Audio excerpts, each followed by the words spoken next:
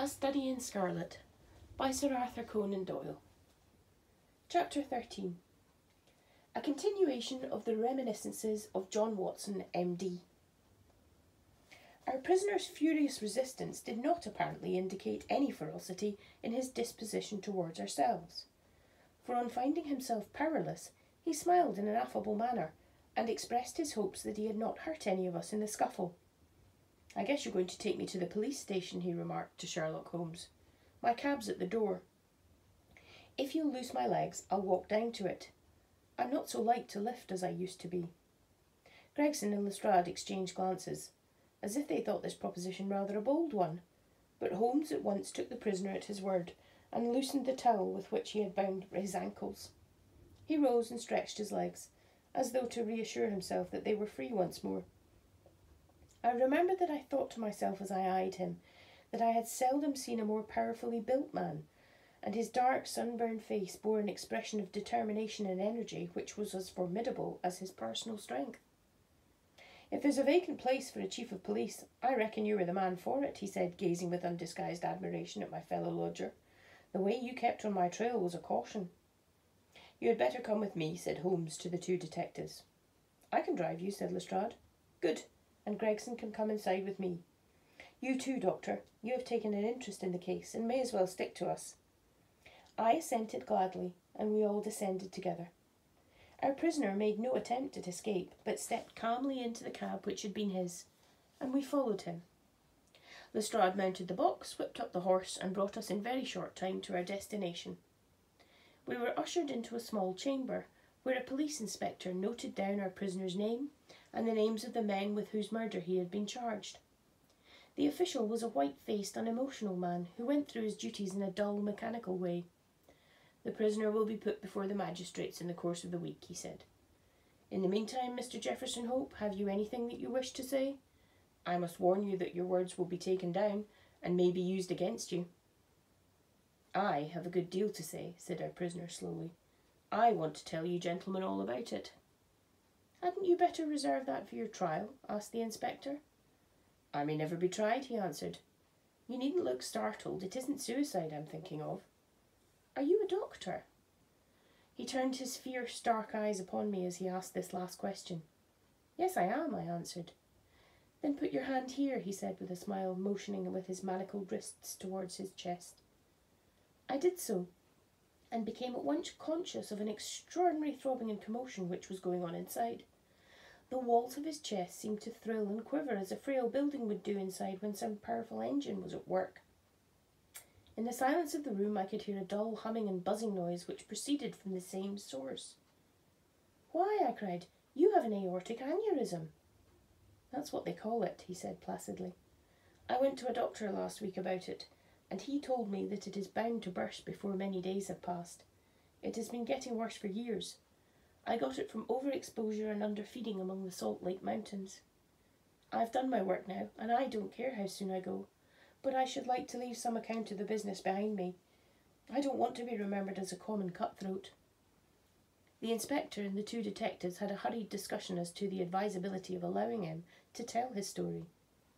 "Do you consider, Doctor, that there is immediate danger?" the former asked. "Most certainly there is," I answered. "In that case, it is clearly our duty in the interest of justice to take his statement," said the inspector. "You are at liberty, sir, to give your account, which I again warn you will be taken down." "I'll sit down with your leave," the prisoner said, suiting the action to the word. "This aneurysm of mine makes me easily tired, and the tussle we had half an hour ago has not mended matters. I'm on the brink of the grave, and I am not likely to lie to you. Every word I say is the absolute truth, and how you use it is a matter of no consequence to me." With these words, Jefferson Hope leaned back in his chair and began the following remarkable statement. He spoke in a calm and methodical manner, as though the events which he narrated were commonplace enough. I can vouch for the accuracy of the subjoined account, for I have had access to Lestrade's notebook, in which the prisoner's words were taken down exactly as they were uttered. "It don't matter much to you why I hated these men," he said. "It's enough that they were guilty of the death of two human beings, a father and a daughter, and that they had, therefore, forfeited their own lives. After the lapse of time that had passed since their crime, it was impossible for me to secure a conviction against them in any court. I knew of their guilt, though, and I determined that I should be judge, jury, and executioner all rolled into one. You'd have done the same if you had any manhood in you, if you had been in my place. That girl that I spoke of was to have married me 20 years ago. She was forced into marrying that same Drebber and broke her heart over it. I took the marriage ring from her dead finger, and I vowed that his dying eyes should rest upon that very ring, and that his last thoughts should be of the crime for which he was punished. I have carried it about with me and have followed him and his accomplice over 2 continents until I caught them. They thought to tire me out, but they could not do it. If I die tomorrow, as is likely enough, I die knowing that my work in this world is done, and well done. They have perished, and by my hand. There is nothing left for me to hope for, or to desire. They were rich, and I was poor, so that it was no easy matter for me to follow them. When I got to London, my pocket was about empty, and I found that I must turn my hand to something for my living. Driving and riding are as natural to me as walking, so I applied to the cab owner's office and soon got employment. I was to bring a certain sum a week to the owner, and whatever was over, that I might keep for myself. There was seldom much over, but I managed to scrape along somehow. The hardest job was to learn my way about, for I reckon that of all the mazes that were ever contrived, this city is the most confusing. I had a map beside me, though, and once I had spotted the principal hotels and stations, I got on pretty well. It was some time before I found out where my 2 gentlemen were living, but I inquired and inquired until at last I dropped across them. They were at a boarding house in Camberwell, over the other side of the river. When once I found that out, I knew I had them at my mercy. I had grown my beard, and there was no chance of their recognising me.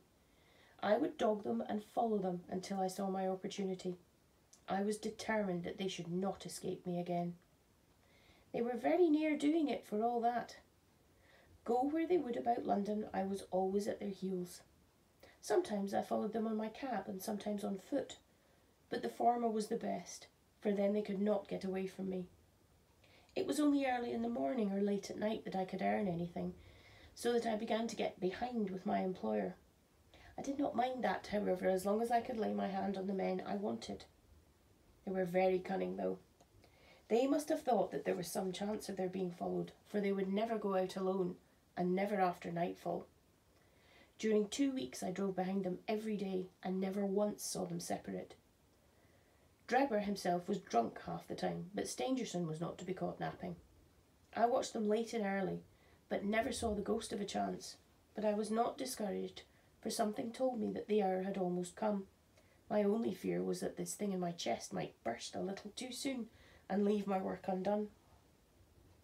At last, one evening I was driving up and down Torquay Terrace, as the street was called in which they boarded, when I saw a cab drive up to their door. Presently some luggage was brought out, and after a time Drebber and Stangerson followed it, and drove off. I whipped up my horse and kept within sight of them, feeling very ill at ease, for I feared they were going to shift their quarters. At Euston Station they got out, and I left a boy to hold my horse and followed them on to the platform. I heard them ask for the Liverpool train, and the guard answered that one had just gone, and there would not be another for some hours. Stangerson seemed to be put out at that, but Drebber was rather pleased than otherwise. I got so close to them in the bustle that I could hear every word that passed between them. Drebber said that he had a little business of his own to do, and that if the other would wait for him, he would rejoin him soon. His companion remonstrated with him, and reminded him that they had resolved to stick together. Drebber answered that the matter was a delicate one, and that he must go alone. I could not catch what Stangerson said to that, but the other burst out swearing and reminded him that he was nothing more than his paid servant, and that he must not presume to dictate to him. On that, the secretary gave it up as a bad job, and simply bargained with him that if he missed the last train, he should rejoin him at Halliday's private hotel, to which Drebber answered that he would be back on the platform before 11, and made his way out of the station. The moment for which I had waited for so long had come at last. I had my enemies within my power. Together they could protect each other, but singly they were at my mercy. I did not act, however, without undue precipitation. My plans were already formed. There is no satisfaction in vengeance unless the offender has time to realise who it is that strikes him and why retribution has come upon him. I had my plans arranged by which I should have the opportunity of making the man who had wronged me understand that his old sin had found him out. It chanced that some days before, a gentleman who had been engaged in looking over some houses in the Brixton Road had dropped a key of one of them in my carriage. It was claimed the same evening and returned, but in the interval I had taken a moulding of it, and had had a duplicate constructed. By means of this, I had access to at least one spot in this great city where I could rely upon being free from interruption. How to get Drebber to that house was the difficult problem which I now had to solve. He walked down the road and went into one or two liquor shops, staying for nearly half an hour in the last of them. When he came out, he staggered in his walk, and was evidently pretty well on. There was a hansom just in front of me, and he hailed it. I followed it so close that the nose of my horse was within a yard of his driver the whole way.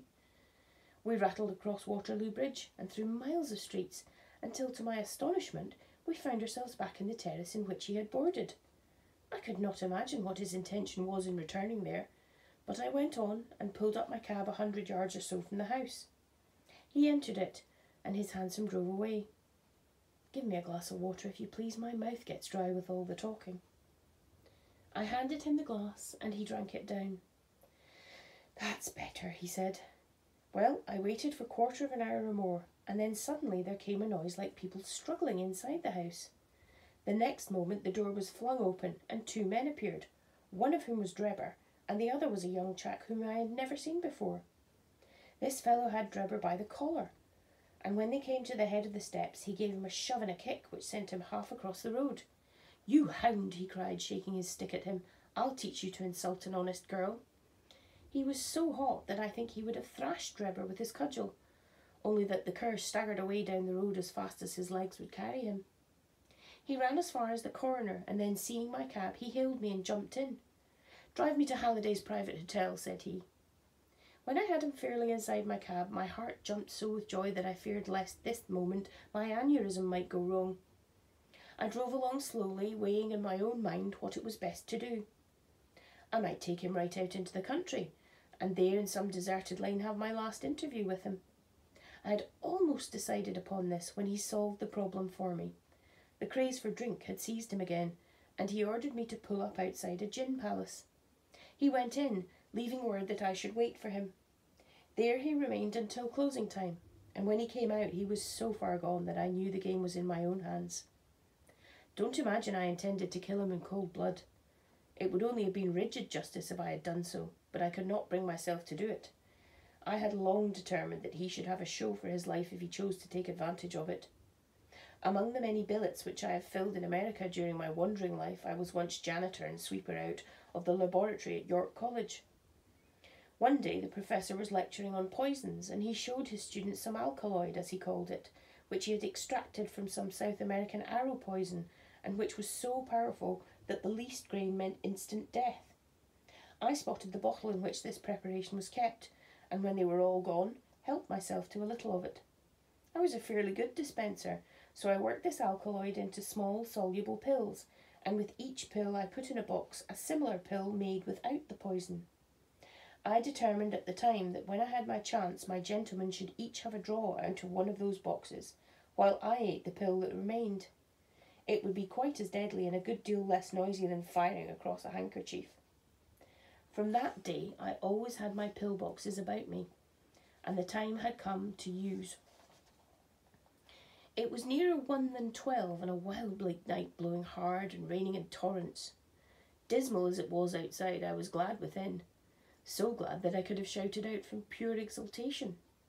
If any of you gentlemen have ever pined for a thing and longed for it during 20 long years, and then suddenly found it within your reach, you would understand my feelings.